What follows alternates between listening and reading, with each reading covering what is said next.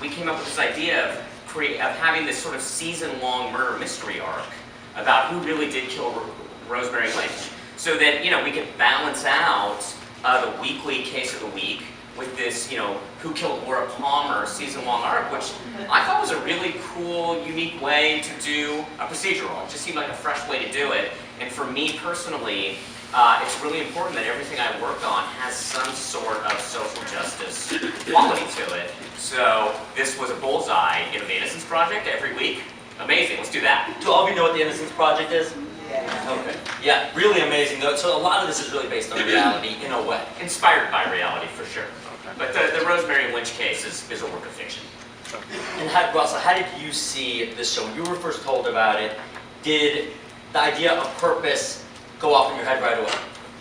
Absolutely. When I read the script, the characters, the stories really just jumped out and just grabbed me, and I was really engaged by it. And then when I had a chance and opportunity to sit down with David and Danny, when we were talking about just the process of what the show was going to be, it really intrigued me and piqued my interest.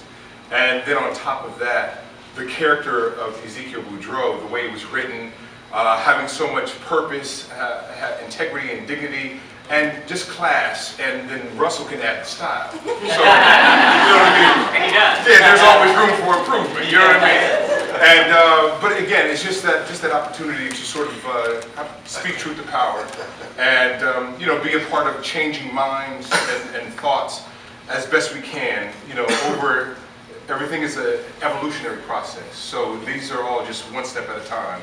And we're going to change minds, hopefully change perceptions, one episode, at a time. Nikki. Oh, I think it's a show that's about, we're shining a light on just like a corner of the justice system that sometimes just gets ignored. We spend a lot of time trying to go after bad actors, and like Kelsey said, I love that. Like, justice is painted blind, which is what we want, but that means we don't always get it right.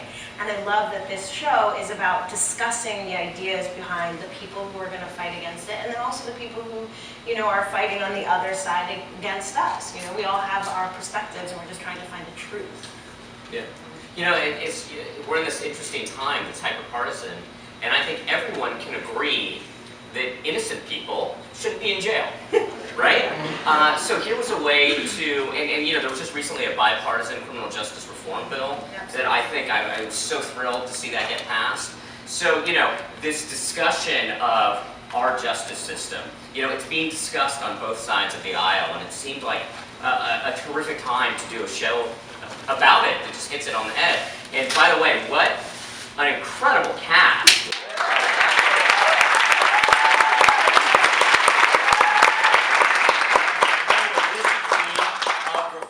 Is going through every vein of pop culture. I was just at an event that Jay-Z did with Meek Mill for their new initiative reform. You guys all hear about this? Yeah. Really helping with criminal justice reform, getting a lot of dollars behind a lot of celebrity. So I think you guys are really striking at the perfect time. Rochelle, do you feel that conveying these messages through a narrative that is maybe more palatable as a fictional narrative, do you think that's a better way to change people's minds and enlighten them than maybe just throwing facts at them? Absolutely. I mean, at the risk of sort of self-aggrandizing what we do for a living, I definitely think that that's the role that art and entertainment have always played. And that if you're doing it well, that you are inviting challenging conversations that extend beyond the experience of being entertained. So, my sincerest hope for our show is that people will, love it for the 42.5 minutes plus commercial of actual show that they get, and like our characters and find the cases compelling and just enjoy it for what it is. And then when it's over, have opinions about things that potentially then lead to investigation and education, and then that can become an official position or a really strong point of view.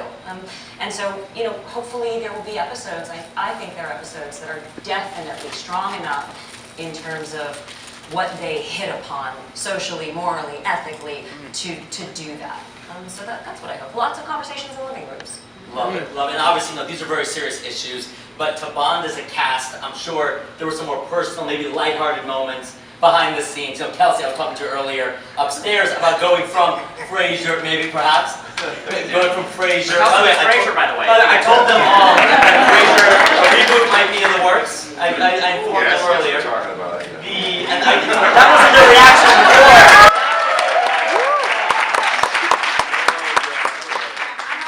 I'm slipping my headshot later. But it's funny because whenever I interview the cast of Empire, they all tell me about all the pranks that happen behind the scenes.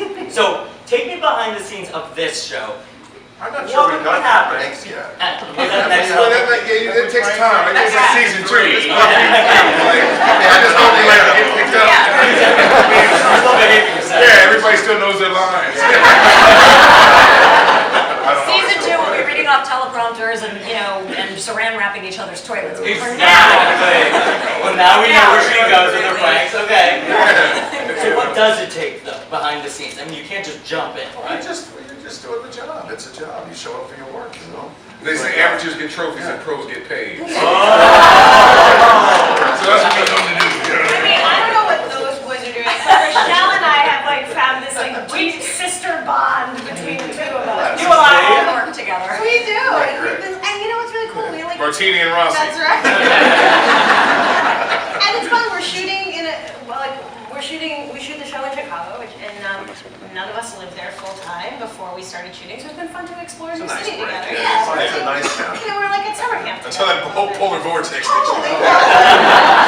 Third love. And we do our homework, and we'll research, investigate. We want to know, we're the ones going through the scripts, going, is that statistic accurate? I have to know before I say it on TV. But I also think that what ended up, I didn't realize that what ended up informing my process and my participation in the show the most actually happened between the table read and shooting. Because we would do a table read while we were shooting the current episode, and then you have a couple of days to kind of digest it before you begin shooting. And I would listen to it at the table read and look around the room at my castmates, and then because we have what we like to call the assumption of goodwill, that we realize we're doing a show where we're going to have difficult conversations.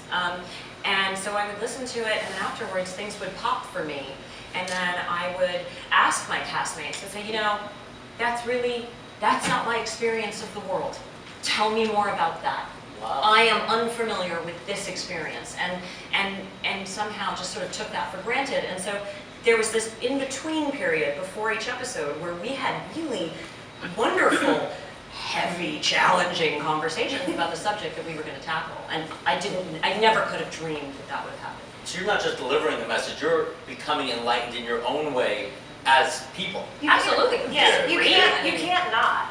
I mean, the show, there's a number of episodes that you guys will get to see where, as a firm, we're not sure that we want to take on this case. We're not sure, and for different reasons, whether they be religious or we're just uncomfortable with the subject matter or the person that we would be representing. And that's a real question. What do I stand for, and how far am I willing to go? And even put myself in a situation where I might be out of my depth or uncomfortable in order to further this mission that we have. And to your other point, I think one of the things that's really changed me a little bit over the course of the show is we've been able to meet and spend some time with a number of exonerees. We're in Chicago, which is the Home of Innocence Project, as well as the Center on Wrongful Conviction. I went to an event for the Center on Wrongful Conviction. I listened to the lawyers talk with the people who really are dedicating their lives to this kind of work and the people who've been affected. And I met no less than 3 gentlemen that night and 1 woman who'd spent, 10, 15 plus years in jail for crimes they didn't commit. And so what was amazing is our show is about real people. This happens to people's brothers and fathers and sons and sisters. And I just thought, these are people's stories who nobody wants to tell, and we're going to tell their stories and also be entertaining, a little bit sexy along the way. On that note, I thought it was super interesting. We obviously, Adrienne Cohn, who we represent in the first episode, we feel for her. We're on her side. We like her. But then you're also going to have some people here who are bad people, but may not deserve to be in jail for what they've been convicted of, right? That's true. That's where I feel like it's going to get super interesting, right? Yeah. We have a white supremacist case, and Easy and Violet are at odds over whether to take it. And it's a terrific episode. Marno Van Peebles directed it, and we do a transgender case.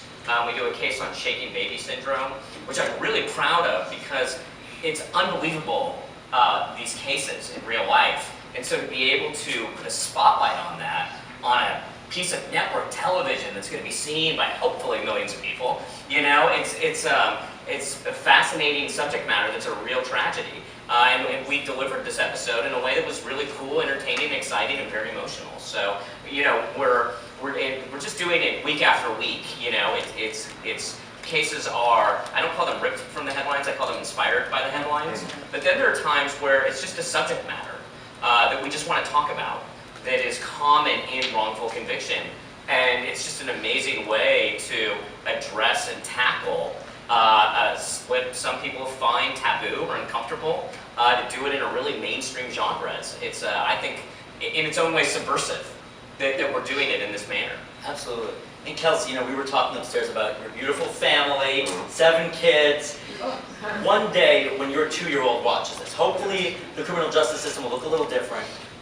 What do you hope they take from it? Oh, gosh. I'm gonna get deep. I hope they just say, hey, Dad, you were a great bad guy. It's like, I'm just doing a job. Honestly, in my own, you know, as I look at it, sometimes I think, well, you know, in 20 years, this guy's convicted several hundred people probably. They couldn't have all been innocent, but I thought that was a sort of a fun thing for me. I think he's just a pit bull, and I hope that my kids look at my performance and say, that was really believable, you know, honestly, because it's that simple. Will they take more from it? I don't know. I hope, you know, I mean, about 10 years ago, everybody started talking about having the talk with their son or daughter about, you know, how to behave around, if you're like, under the scrutiny of a police officer or whatever. Well, I had the talk when I was 8 years old. My granddad said, watch your ass. You know, don't mouth off. Be careful, be cautious, be thoughtful. But I was along here when I was, you know, 16 and I was driving through Georgia, so, you know, on my motorcycle, which maybe wasn't the best idea in the old, you know, like easy rider phase. But as long as you were polite, and I discovered things about America which I thought were fantastic. I drove cross country when I was 17 on my motorcycle, and it's a great testament to I think to the humans, to the American spirit actually, that once somebody would ask me a question like, hey you, what you doing on that bike from Florida? I said, well, I'm driving to California. I said, you are? Well, that's fantastic. Hey, where are you going tonight? Where are you going to stay? I said, well, I was going to sleep on the road somewhere. I said, why don't you come over to the house and spend the night? I'll get my wife to make us dinner. I mean, that's what happened to me most of the time. And once you go down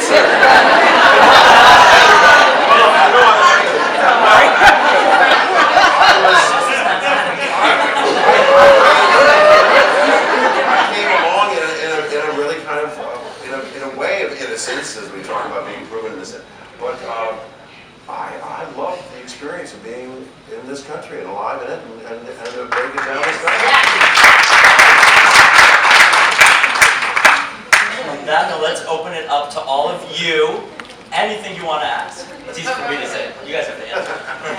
And they argue, but you know, sometimes, but it's worth it for people to plead to get out. So it can be very unjust all the way to the end. But often there's like I said, restitution, state mandated restitution, or a lawsuit. I do want to add that because we said that we're, you know, because in this conversation and because we on our set have leaned into the more challenging parts of the conversation, that even in the places, even in the situations where there is restitution, the prejudices and the biases that can lead to the wrongful conviction in the first place continue on in the restitution, and they absolutely continue on in the ways in which we view people as branded guilty, or whether or not we let them be innocent. And that is something that I think is a really important conversation, that reforming the criminal justice system has to extend beyond putting people behind bars. It has to extend to what happens when they get out, and do we really believe in forgiveness, rehabilitation, and do we want justice and rights, equal rights, to continue all the way through the system? And that's something that I learned that was new for me doing this project.